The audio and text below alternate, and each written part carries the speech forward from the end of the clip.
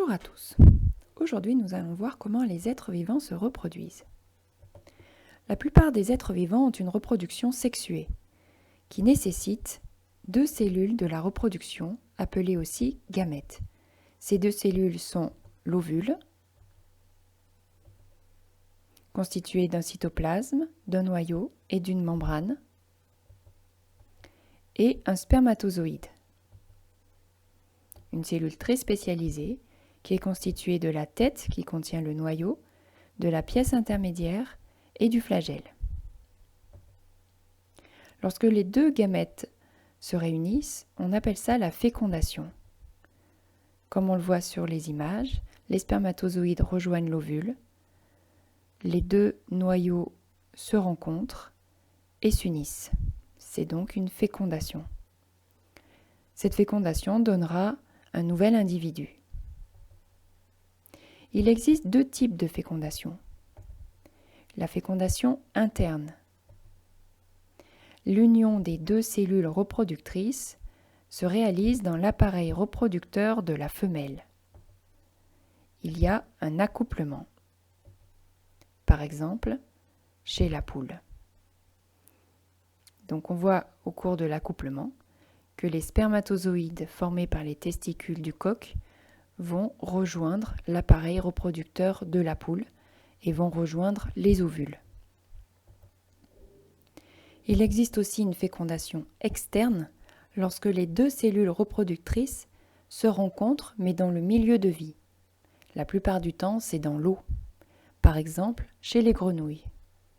La grenouille va déjà déposer ses ovules, puis le mâle va venir les féconder. On observe un accouplement, mais cela reste une fécondation externe. Le mâle dépose simplement sa laitance, c'est-à-dire ses spermatozoïdes, sur les ovules de la femelle, qu'elle libère en même temps.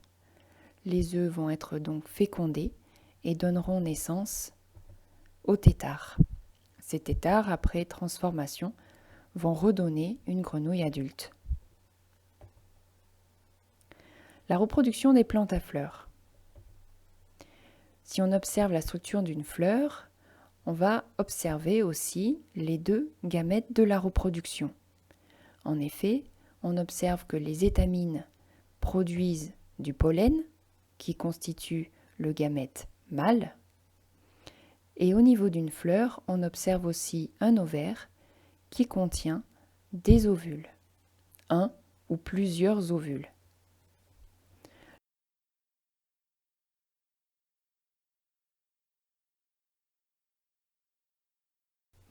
Si on dissèque une fleur de jonquille, là on voit les différentes étapes de cette dissection.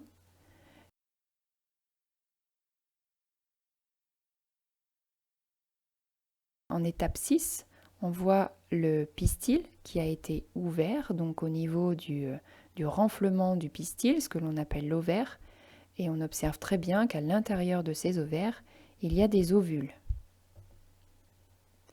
Donc les étamines qui ont été mis de côté produisent le pollen, c'est le gamète mâle. On peut observer ce pollen au microscope. Et là, il est grossi 400 fois.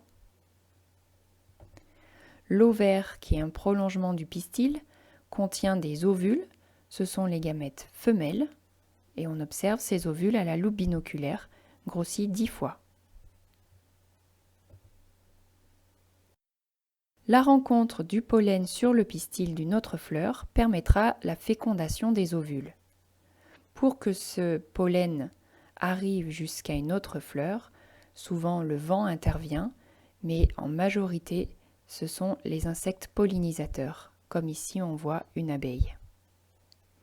La fleur, une fois qu'il y a fécondation entre l'ovule et le pollen, va se transformer en fruit. Et dans ce fruit, on va avoir obtention des graines issues des ovules. Les ovules se transforment en graines et le pistil se transforme en fruit. Ces graines pourront à leur tour germer et donner une nouvelle plante, donc un nouvel individu.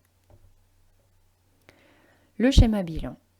Donc on a d'un côté l'exemple de la poule avec une fécondation interne. Il y a bien sûr un mâle, une femelle.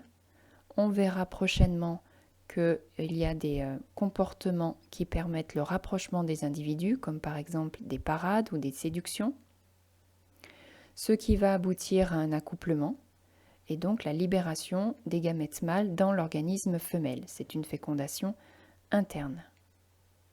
La fécondation correspond à l'union des cellules reproductrices. On obtient un cellule-œuf et donc un nouvel individu.